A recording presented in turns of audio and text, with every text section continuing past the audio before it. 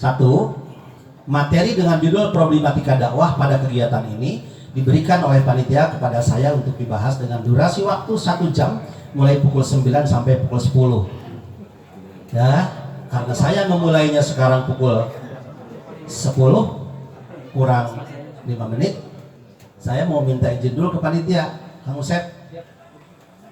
Ya, apakah saya sampai pukul 10 atau 1 jam? Dilanjut live. Ya. Yang kedua, menurut saya materi ini sangat umum. Yang kalau saya bahas secara detail tidak akan cukup waktu membahas masalah ini dalam durasi 1 jam. Jadi, membahas problematika dakwah mau cukup waktu 1 jam.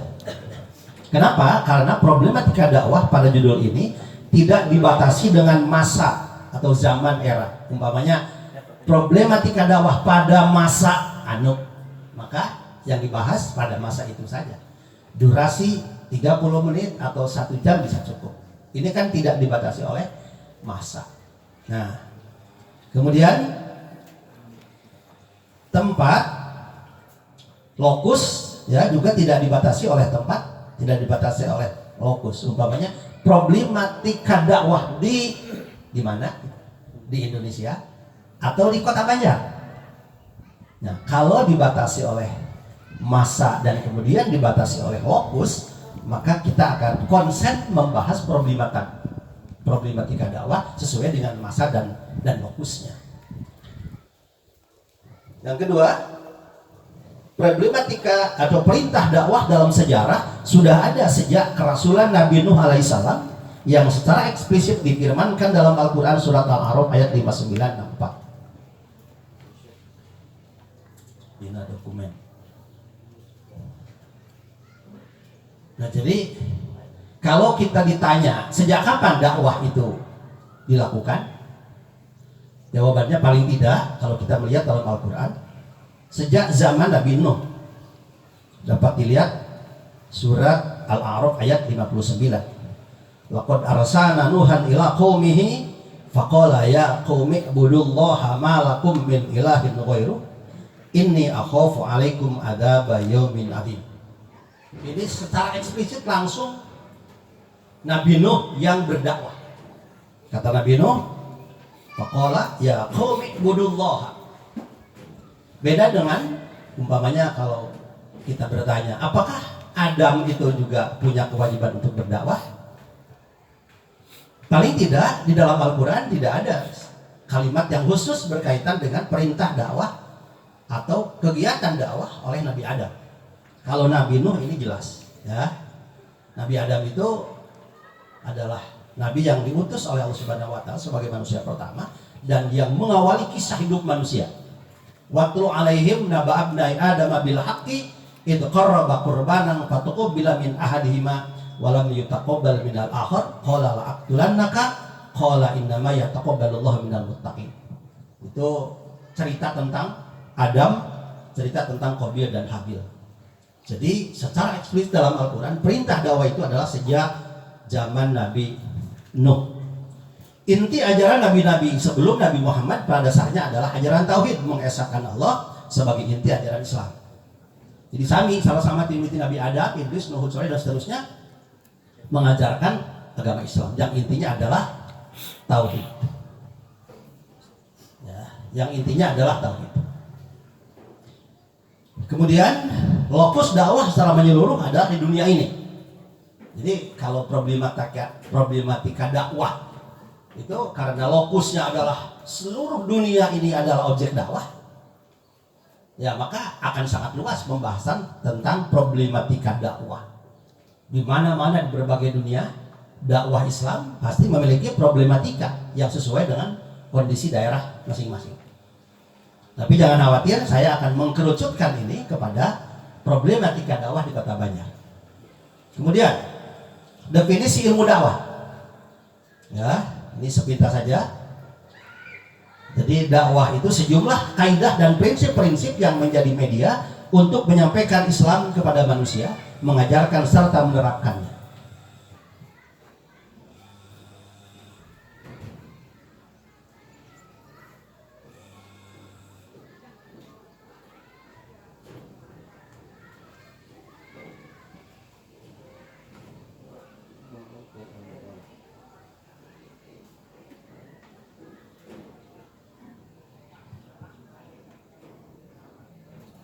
Itu definisi ilmu dakwah. Sejumlah kaidah dan prinsip yang menjadi media untuk menyampaikan Islam kepada manusia, mengajarkan serta menerapkannya. Jadi sejumlah kaidah dan prinsip. Jadi dakwah itu tidak hanya menyampaikan, ya, tidak hanya menyampaikan. Walaupun dalam Al-Quran, wa ma ana illa balaghum mubin, ya. Dan saya diutus oleh Allah hanya sekedar menyampaikan. Orang mau ikut mau tidak, orang mau taat mau tidak, kan bukan tanggung jawab kita. Tapi jangan sampai kewajiban kita tabligh atau menyampaikan itu kemudian dimaknai ada orang mah geus ieu nyampaikeun, geus we eta mah urusan manehna. Rek turut pek henteu kajeun, tidak seperti itu. Karena ayat mengenai bahwa kita diutus, diperintah oleh Allah untuk tabligh, kita hanya sebagai penyampai dakwah saja, itu berkaitan dengan dimensi-dimensi lain. Lamun aya anu menentang, lamun aya anu teu miluan, tidak ikut kepada dakwah kita, maka kita tidak diminta pertanggungjawaban oleh Allah. Ya, tidak diminta pertanggungjawaban oleh, tidak begini. Kunaon si anu Allah diisukannya, kunaon si anu geuning masih kena jadi jelema maksiat. Berarti ente nu dakwahna teu bener. Nah, tidak akan diminta pertanggungjawaban seperti itu. Wa ma ana illa balaghun mubin, dan saya hanya diutus untuk menyampaikan. Maksudnya adalah kita tidak akan diminta pertanggungjawaban. Jadi lamun aya umat nepi ka ayeuna aya anu teu miluan karena ajaran agama, itu tidak diminta pertanggungjawaban oleh Allah Subhanahu wa taala. Sami para nabi oge sapertos kitu. Kemudian hukum dakwah. Hukum dakwah. Nah, hukum dakwah para ulama bersepakat bahwa dakwah hukumnya wajib. Ya, dakwah hukumnya wajib. Sepakat para ulama. Tidak ada yang berbeda pendapat. Teu aya nyebutkeun sunnah. Teu aya nyebutkeun naon? Komo lamun makruh. Wajib. Akan tetapi mereka berbeda pendapat mengenai jenis kewajibannya. Apakah wajib ain atau wajib kifayah?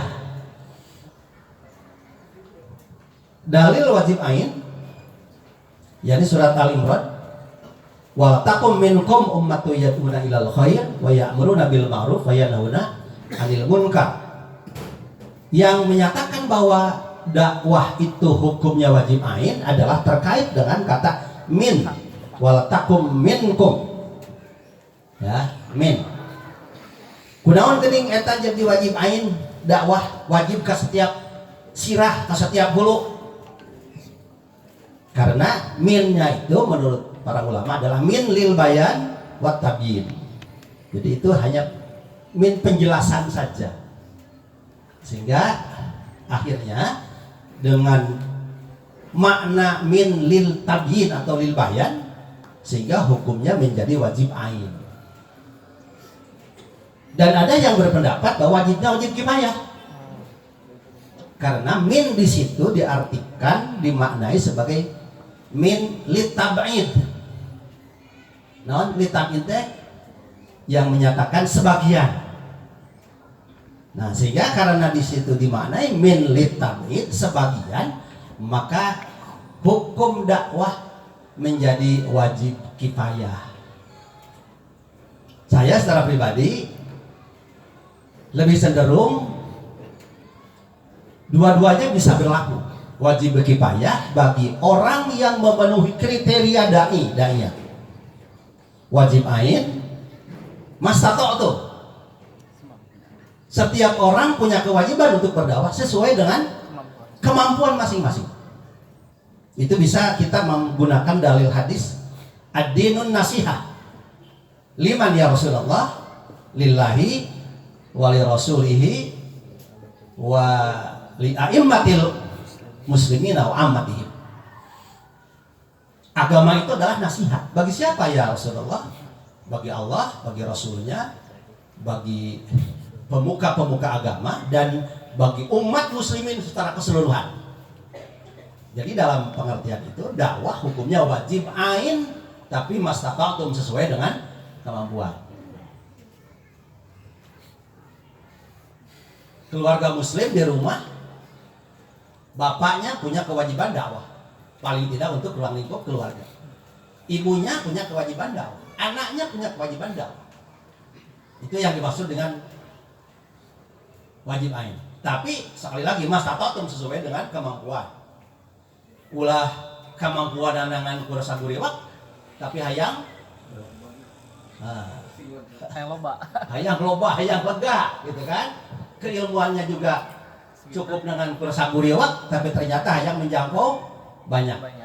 Ya, jadi untuk setiap orang wajib ain hukumnya dakwah sesuai dengan kemampuan. Terus dakwah Islam memiliki dua dimensi objek dakwah, yakni dakwah kepada non-muslim untuk masuk Islam dan dakwah kepada sesama muslim agar tetap berpegang pada Islam dengan tingkatan-tingkatan mereka yang beragam.